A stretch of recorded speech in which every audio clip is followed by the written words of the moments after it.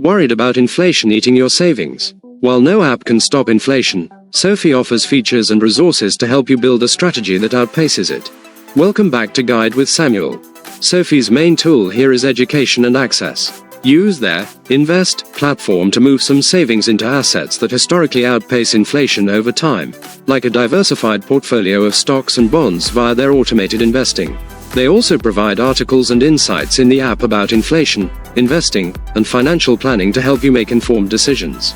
My crucial pro tip: don't chase inflation-protected cash yields alone. A high-yield savings account, like SoFi's, is great for emergency funds, but its rate may still lag true inflation.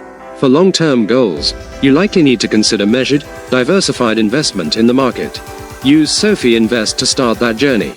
Use the tools and knowledge to build a financial plan that grows. How are you currently adjusting your finances to handle higher inflation? For more guides on defensive financial strategies, hit subscribe. Thanks for watching. I'm Samuel, and I'll see you next time.